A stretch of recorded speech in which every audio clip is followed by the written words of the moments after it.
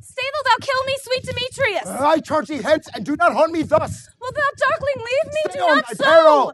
I alone will go. Oh, I am out of breath in this fond chase. The more my prayer, the lesser is my grace. Happy is Hermia wheresoever she lies, for she has blessed and attractive eyes. How came her eyes so bright? Not from salt tears. If so, mine are oftener washed than hers. No. No. I am as ugly as a bear. For beasts that meet me run away for fear. Through no marvel, though Demetrius do as a monster, fly my presence thus. But who is here? Lysander, on the ground. Dead or asleep? I see no blood, no wound. Lysander, good sir, if you live, awake! And run through fire I will for thy sweet sake. Transparent Helena, nature shows art that through thy bosom makes me see thy heart. Where is Demetrius? Oh, how fit a word is that vile name to perish on my sword. Do not say so, Lysander. Say not so. What though he love your Hermia, Lord? What though? Yet Hermia still loves you. Then be content. Content with Hermia? No, I do repent the tedious minutes I with her have spent. Not Hermia, but Helena I love, who would not change a raven for a dove. The will of man is by his reason swayed, and reason says you are the worthier maid. Things growing are not ripe until their season, so I, being young till now, ripe not to reason. And touching then the point of human skill, reason becomes a marshal to my will, and leads me to your eyes, where I o'erlook love's stories, written in love's richest book. Wherefore was I to this keen mockery born? When at your hand did I deserve this scorn? Is it not enough? Is it not enough, young man, that I did never know, nor never can deserve a sweet look from Demetrius's eye? But you must flout my insufficiency? Good troth you do me wrong. Good sooth you do, in such disdainful manner me to woo. But fare ye well. Perforce, I must confess, I thought you lord of more true gentleness. Oh, that a lady of one man refused should of another therefore be abused. She sees not Hermia. Hermia, sleep thou there, and never mayest thou come Lysander near. For as a surfeit of the sweetest things the deepest loathing to the stomach brings, or as a heresies that men do leave are hated most of those they did deceive, so thou, my surfeit and my heresy, of all be hated but the most of me. And all my powers, address your love and might to honor Helen, and to be her knight. Lysander, help me! Do thy best to pluck this crawling serpent from my breast! Ay me, for pity. What a dream was here. Lysander, look how I do quake with fear. Methought a serpent eat my heart away, and you sat smiling at his cruel prey. Lysander!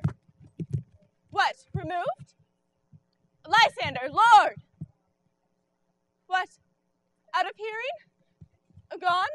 No sound, no word? Alack, where are you?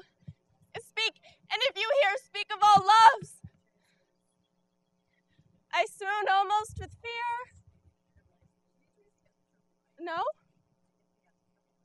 Then I well perceive you are not nigh.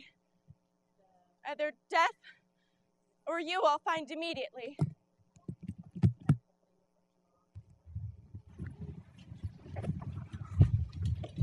Huh?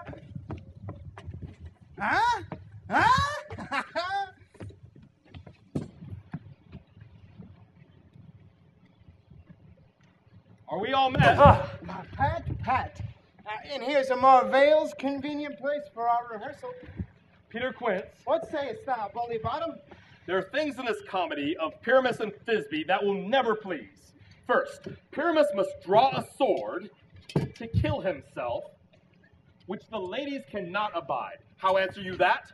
By your lack in a perilous fear. I believe we must leave the killing out when all is done. Not a whit. I have a device to make all well. Write me a prologue, and let that prologue seem to say we will do no killing with our swords, and for the more better assurance, tell him that I, Pyramus, am not killed indeed. And tell him that I, Pyramus, am not Pyramus, but Bottom, the weaver. This will put them out of fear. We will have such a prologue, and it shall be written in 8 and 6. No, make it 2 more. Let it be written in 8 and 8. Will not the ladies be afeared of the lion? I fear it, I promise you. Masters, we ought to consider with ourselves to bring in, God shield us, a lion among ladies is a most dreadful thing, for there is not a more fearful, wild fowl than your lion living, and we ought to look to it. Therefore, another prologue must tell that he is not a lion. Nay, he must name his name, and half his face must be seen through the lion's neck, and he must speak through, saying thus, or to the same defect, ladies, or fair ladies, I would wish you, or I would request you, or I would entreat you, not to fear, not to tremble, my life for yours. For if you think I come hither as a lion, it were a pity of my life. No, I am no such thing. I'm a man, as other men are. And there indeed let him name his name and tell him plainly he is Snug, the joiner. It shall be so. But there are 2 hard things.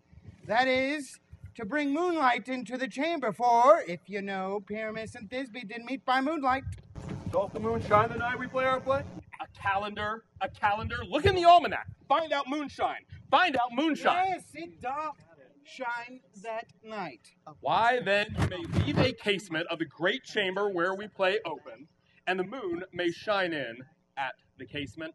Aye, or else one must come in with a bush of thorns and a lantern, and say he comes to disfigure or to present the person of moonshine. You're welcome. Then there is another thing. We must have a wall in the great chamber, for Pyramus and Thisbe, so says the story, did talk through a chink in the wall. You could never bring in a wall. What say you, Bottom? Some man or other must present wall. And let him have some plaster, or some loam, or some rough cast about him to signify wall. And let him hold his fingers thus, and through that cranny shall Pyramus and Thisbe whisper. If that may be, then all is well. Come, sit down, every mother's son, and rehearse your parts. Pyramus, you begin. When you have spoken your speech, enter into that break. And so everyone according to his cue.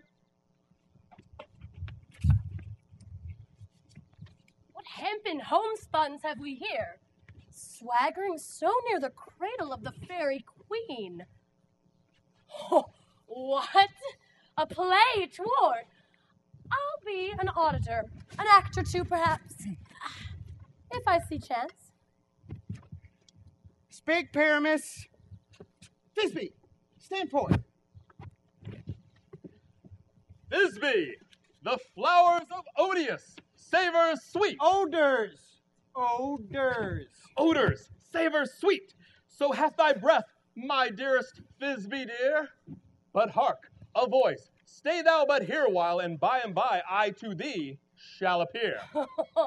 A stranger Pyramus than e'er played here. Must I speak now? Aye, Mary, must you? For you must understand, he goes but to see a noise that he heard and is to come again. Most radiant Pyramus, most lily white of hue, of color like the red rose on triumphant briar, most brisky juvenile and eke, most lovely Jew, as truest horse that yet may never tire, I'll meet thee, Pyramus, at Ninny's tomb. Ninus tomb. Man, why you must not speak that yet. That you answer to Pyramus. You speak all your part at once, cues and all.